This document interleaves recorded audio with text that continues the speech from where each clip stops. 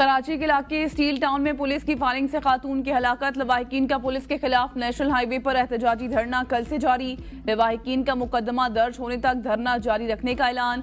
खातून के भाई याकूब समू ने ABN न्यूज को बताया कि हमारी फैमिली अस्पताल में चेकअप के बाद वापस आ रही थी कि स्टील टाउन पुलिस ने कार में सवार हमारी फैमिली पर गोलियां चला दी, जिसकी जद में आकर मेरी बहन सायरा बानो जाँ बहक जबकि भांजी 19 साला गिनवा शदीद जख्मी हो गई।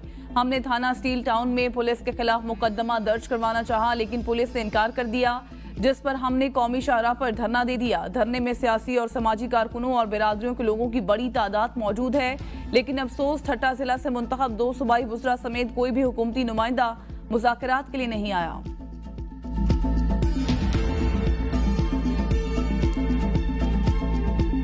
IMF के नए प्रोग्राम से पहले आवाम को बिजली के झटके। आलमी मालियाती इदारे का बिजली की कीमतों पर नजरसानी से इनकार। टैरिफ के साथ बिजली पर सेल्स टैक्स के नफाज का भी मुतालबा। रवां साल घरेलू सार्फिन का बुनियादी टैरिफ 69 रुपये 27 पैसे तक जाने का इंकशाफ। माहाना और सामाही एडजस्टमेंट के तहत भी अलग से इजाफा होगा। बिजली की कीमतों में इजाफा नए प्रोग्राम के लिए IMF का बुनियादी मुतालबा है।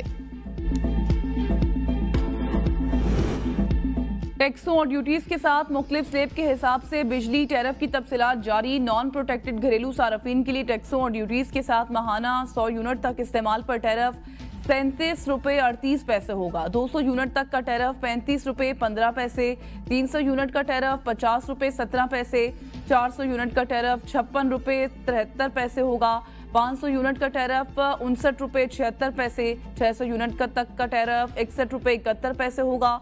700 यूनिट का टैरिफ 63 रुपये 24 पैसे और टैक्सेस के साथ माहाना टैरिफ 69 रुपये 27 पैसे हो जाएगा। टैक्सों और ड्यूटीज के 100 यूनिट तक प्रोटेक्टेड सार्फिन का टैरिफ 19 रुपये 75 पैसे और माहाना 200 यूनिट तक प्रोटेक्टेड सार्फिन का टैरिफ 22 रुपये 71 पैसे हो जाएगा।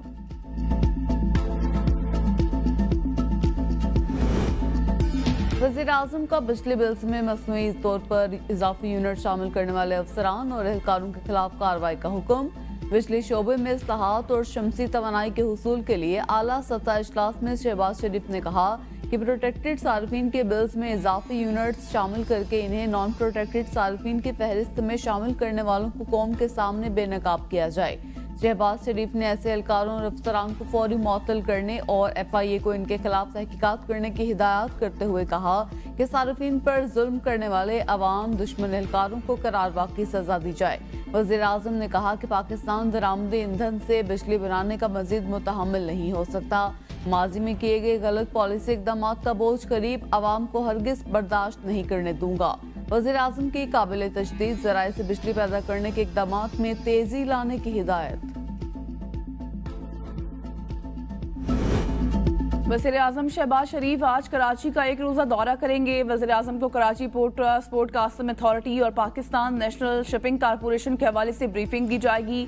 वज़ीर आला और गवर्नर सिंध वज़ीर-ए-आज़म से मुलाकात करेंगे। कराची में बरामदी और दरामदी शोबे से ताल्लुक़ रखने वाली कारोबारी शख्सियात के वफ़द से मुलाकात भी मुतवक्के। वज़ीर-ए-आज़म कराची पोर्ट का दौरा करेंगे और बंदरगाह के ऑपरेशंस का जायज़ा लेंगे। पोर्ट पर मामलात में बेहतरी के हवाले से अहम फैसले मुतवक्के।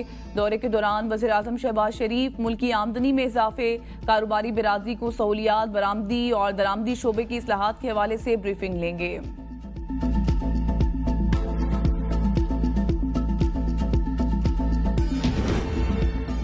तहरीक इंसाफ का इस्लामाबाद की तरफ अवामी मार्च का इंदिया। मशीर इत्तलात खैबर पख्तूनख्वा बैरिस्टर सैफ का कहना है कि इस्लामाबाद जलसे से मुतल्लिक अदालती फैसले का इंतजार किया जाएगा। अगर अदालत अपने फैसले पर अमल दरामद नहीं करा सकती तो वज़ीर आला खैबर पख्तूनख्वा की क़यादत में अवाम इस्लामाबाद की तरफ मार्च करेंगे।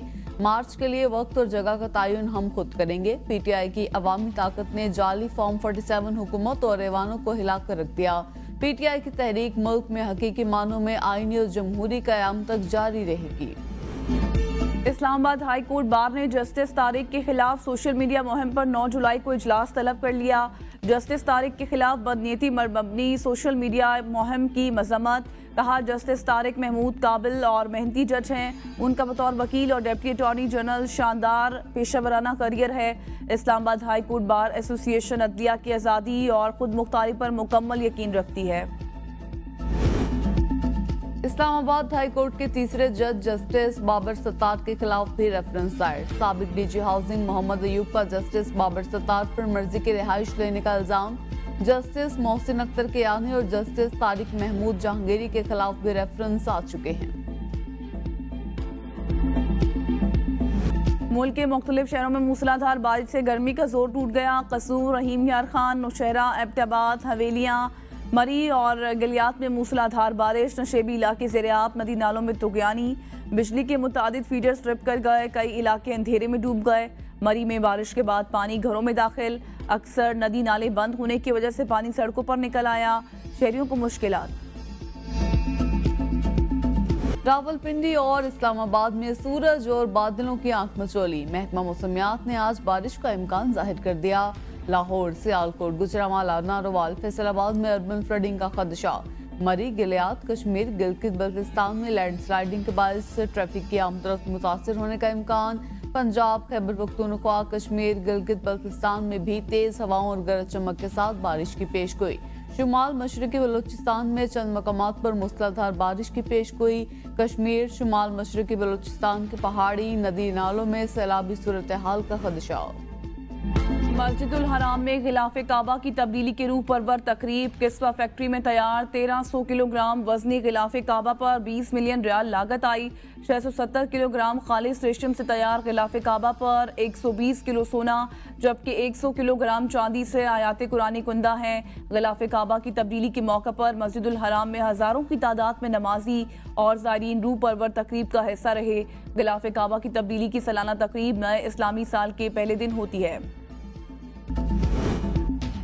माली मुश्किलात के शिकार सूबे के शाहाना अखराजात किफायत जारी बराए नाम।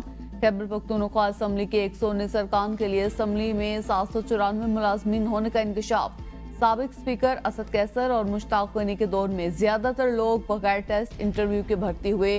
ग्रेड 3 से 22 तक 794 अफसरान और मुलाजमीन मौजूद। 145 रुकनी असम्बली में इस वक्त 119 अरकान असम्बली मौजूद।